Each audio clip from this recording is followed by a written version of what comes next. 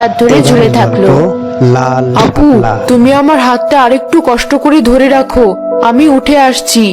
আমার কিছু হয়ে গেলে কনকলতা কি করবে? মা বাবা ছাড়া মেয়েটা একা হয়ে যাবে। আমি তো সেটাই চাই, কনকলতা যেন একা হয়ে যায়। আমি ইচ্ছা করেই তোকে এখানে নিয়ে এসেছিলাম, মিষ্টিটা খাইয়ে তোকে মারার জন্য। তুই মরার পর সব শোধ তোর মেয়ের উপর দিয়ে তুলবো আমি। না আপু, তুমি আমাদেরকে এত বড় শাস্তি দিও না। পারুল পুষ্পার হাত ছেড়ে দিল।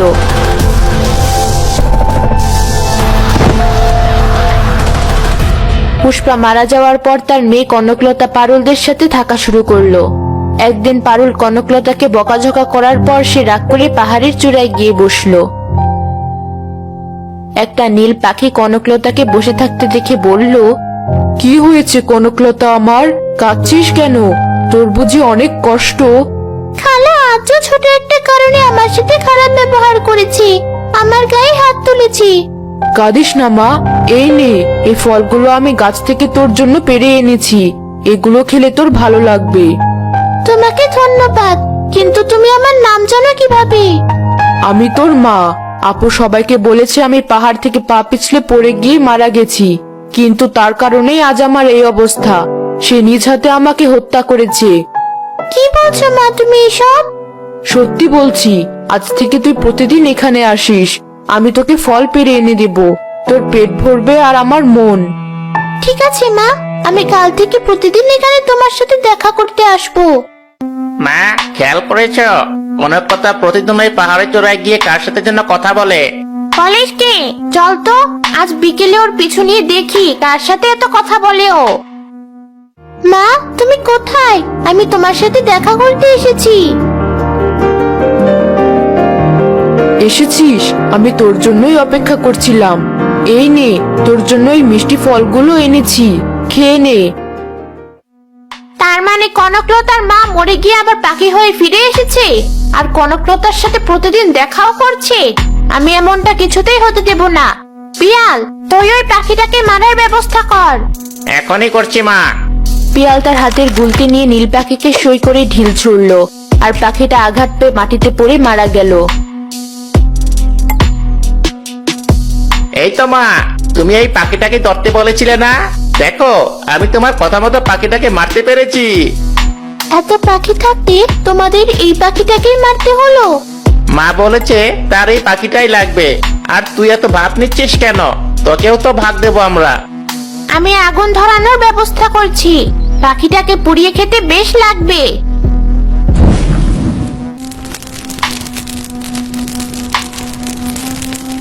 পাখিটা পোড়ানো হয়েছে মা, আমার খিদে পেয়েছে, তাড়াতাড়ি খেতে দাও। হয়েছে, এই নে, আর তোর বোনকেও একটু খেতে দে। এই নে কনকলতা, তোর জন্য তো আজ পাখিটাকে তো সহজে ধরতে পারলাম। সত্যিই মা, পাখিটা খেতে অনেক মজার। পাখিটা তো খাওয়া শেষ, এবার চল বাড়ি ফেরা যাক। কনকলতা, খাওয়া শেষে বাড়ি ফিরে আসিস, আমরা চললাম। আমার মাকে একবার মেরে ওরা ক্ষান্ত হলো না, আবার মারলো, এখন আবার এই পাখির মাংসও খেতে বলছি। কিভাবে সম্ভব এটা? এক কাজ করি, মার শরীরের হাড্ডি আর মাংসগুলো নিয়ে নদীর পানিতে ভাসিয়ে দিই।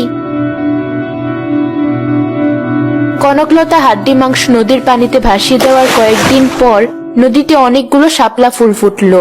কনকলতা পানি নিতে গিয়ে দেখলো শাপলাগুলোর মধ্যে একটা শাপলা অন্য শাপলাগুলোর তুলনায় অনেক বড় আর লাল বর্ণের। এমন লাল রঙের শাপলা তো আগে কখনো দেখিনি। শাপলাটা দেখতেও বেশ সুন্দর। যাই, শাপলাটা তুলে নিয়ে আসি।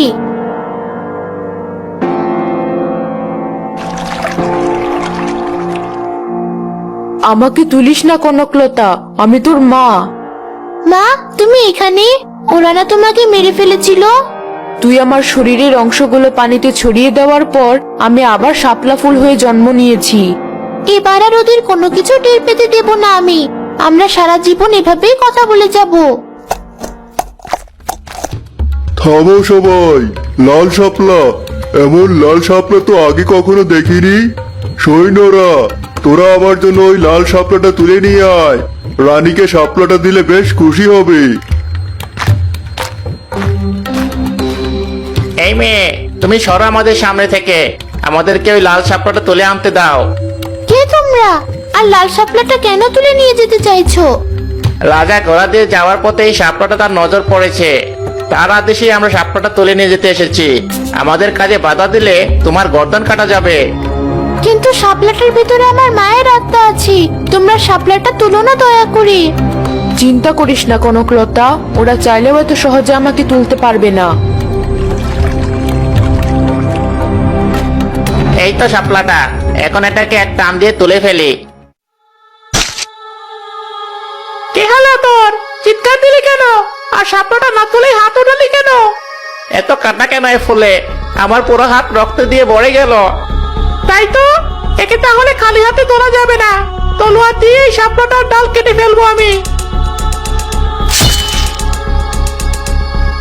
অবিশ্বাস্য, শাপলাটা ডালের সাথে লেগে তলোয়ারটাই ভেঙে গেল। একটা শাপলা তুলতে এতক্ষণ লাগে তোদের? তোরা দেরি করছিস বলে আমি নিজে ঘোড়া থেকে নেমে এলাম। হচ্ছেটা কি এখানে? শাপলাটা আমরা কোনোভাবে তুলতে পারছি না মহারাজ। দেখুন, শাপলাটা তুলতে গিয়ে আমার তরবারি আর ওর হাতের কি অবস্থা হয়েছে। বলছিস কি, সামান্য একটা শাপলা ফুল তোদের এই অবস্থা করেছে? এখন তো আমার যে করেই হোক এই শাপলা ফুল চাই চাই।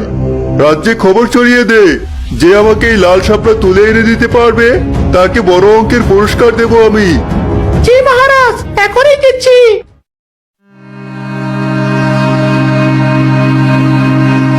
শুনেছিস পিয়াল, রাজা নাকি তার লোকদের দিয়ে পুরো গ্রামে খবর ছড়িয়েছে তাকে নদীর লাল শাপলাটা যে তুলে এনে দিতে পারবে রাজা তাকে অনেক টাকা পুরস্কার দিবেন।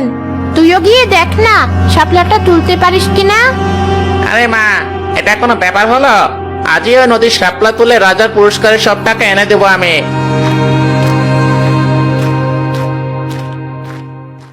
কনকলতা, আমার কথা শোন, তুই আমাকে তুলে নিয়ে গিয়ে রাজার কাছে দিবি, তাহলে রাজা তোকে যে পুরস্কারের টাকা দিবে সেটা নিয়ে তুই আজীবন সুখে থাকতে পারবি। কিন্তু মা, কয়েকটা টাকার জন্য আমি তোমার ক্ষতি করতে পারবো না। তুমি থাকলে আমার আর কিছুই লাগবে না। আরে বোকা মেয়ে, এভাবে আর কতদিন? আর আমি তো অনেক আগেই মারা গেছি, তোকে সুখে থাকতে দেখলে আমিও সুখে থাকবো। তুই আর না করিস না। কনকলতা তার মায়ের কথায় রাজি হলো।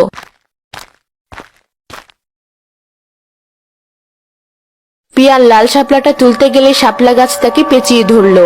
পিয়ালকে বাঁচাতে তার মাও নদীতে ঝাঁপ দিল।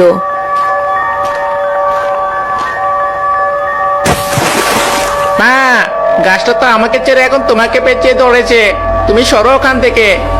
ধরক, তুই তাড়াতাড়ি নদীর তীরে উঠে যা, আমি এখনই আসছি। আপু, তুমি আমাকে মেরেছিলে না? এখন দেখো আমি তোমাকে কিভাবে মারি। পুষ্পা, তুই আমাকে ছেড়ে দে, আমার ভুল হয়ে গেছে। মা, শাপলা ফুলের গাছটা মাকে পানিতে ডুবিয়ে মেরে ফেললো। কনকলতা, তুই আবার কোথায় যাচ্ছিস? দেখলি না শাপলাটা আমার চোখের সামনে মাকে কিভাবে মেরে ফেললো? আমার কিছু হবে না, আমি এখনই শাপলাটা তুলে এনে রাজা মশাইকে দিব। কনকলতা শাপলার হাত দেওয়ার সাথে সাথে শাপলাটা তার হাতে উঠে এলো। রাজা মশাই শাপলাটা পাওয়ার পর কনকলতাকে অনেক টাকা দিয়ে পুরস্কৃত করলেন।